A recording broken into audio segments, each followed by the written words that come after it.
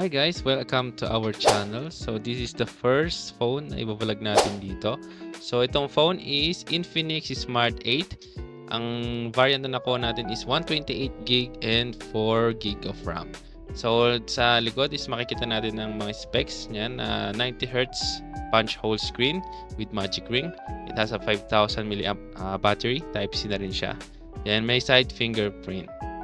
Then may 200% volume with DTS processing. So let's go unbox na natin to.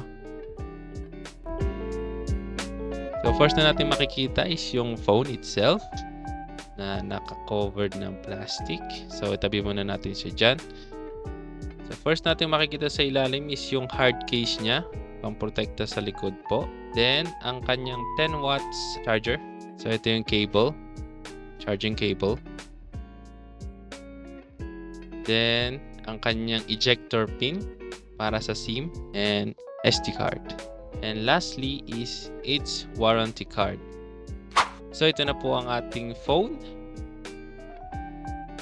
So ang pinili nating color is the shiny gold na variant niya, which is ang ganda dahil kumikinang, tapos para siyang may crystal siya na texture. But its body is made of plastic sa likod, then glass front, and plastic din yung frame niya sa gilid.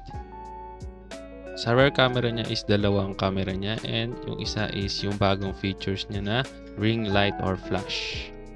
So let's go, i-boot na natin to. Sa pag-boot up niya ay hindi naman siya masyadong katagalan. It takes a minute. So maganda, simple lang yung feature ng settings niya at maintindihan natin lahat. Pagka-on pa lang natin is naka-activate na yung 90Hz na kanyang features. Kung first time niyo lang makakaranas ng 90Hz, malaki yung big difference ng 60Hz to 90Hz dahil napaka-smooth tignan at hindi maano sa mata. Nung bumili na tayo ng phone is bumili na rin ako ng casing para maprotektahan na rin yung likod. This is color blue para maging aesthetic naman, aesthetic. So right out of the box is naka Android 13 na siya. XOS po yung UI.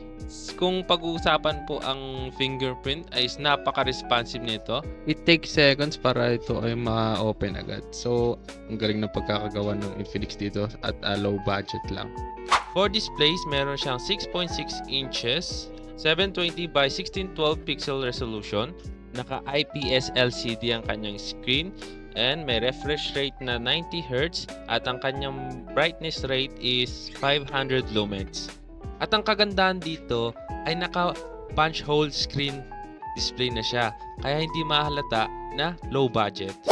About sa 90Hz refresh rate ay napaka-smooth talaga pag nagbabrowse ka lang ng Facebook. Napaka-smooth ng pagkakaswipe, pag-click, at kung ano pang gusto mong gawin dyan, lalo na sa pag-gaming. For its battery, it has a 5,000 mAh lithium ion, kaya sobrang kunat nito at hindi agad-agad malulobat. Kung usapan naman pag-charge, ay aabot lang naman to ng mahigit kumulang 2 hours from 20% to 100%. Para sa kanyang SIM tray ay meron itong tatlong slot, kaya makapaglagay ka ng dalawang SIM at isang micro SD card for additional storage. So ulitin ko sa hardware information, ang processor na nilagay dito ay ang Unisoc T606 at ang kanyang graphics ay Mali G57 MP1. At ito naman ay 128GB, 4GB of RAM with extendable of 4GB sa settings na total niya ay 8GB. Sa camera naman, sa rear camera, meron siyang 13 megapixel 1080p at AI lens naman yung secondary. Sa front camera ay meron naman siyang 8 megapixels lang. Ito ang mga example.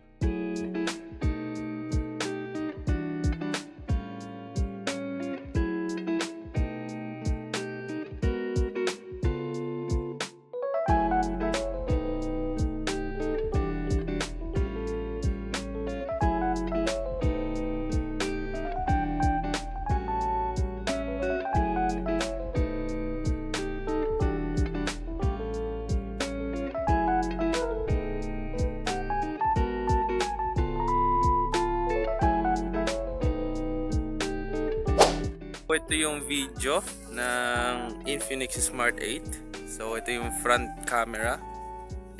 Check nyo na lang. Wala tayong magandang spot dito eh. Jun. 1080p 30 fps.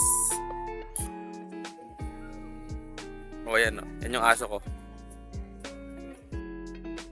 Ito naman yung back camera na 1080p 30 fps din. Yan. So, check natin kung maganda. Yan. Wiggle. Hey, so this is my first time mag-review ng phone. Bakit nga ba? Kasi ito is bibigay natin sa ating nephew. I think nephew, niece? I don't know. Yan. Anak ng pinsang ko.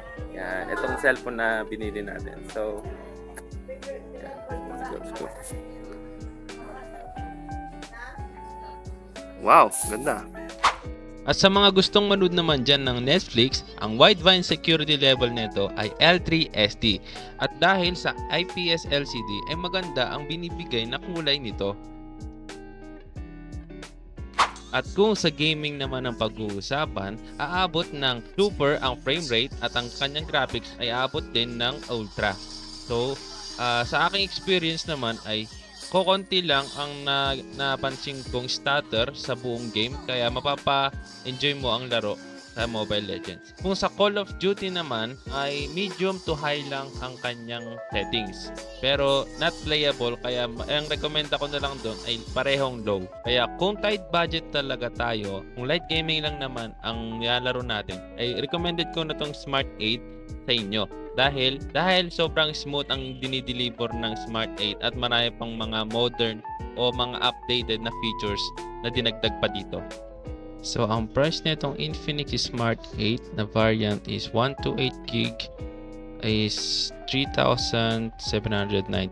Kung ang video na ito ay nakatulong sa inyo, leave a like, comment, and share your thoughts. So, ito yung pinaka-first na vlog ko or review sa phone.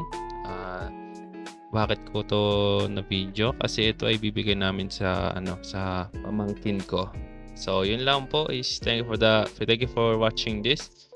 Sana makatulong sa inyo. Yun lang po. Peace out.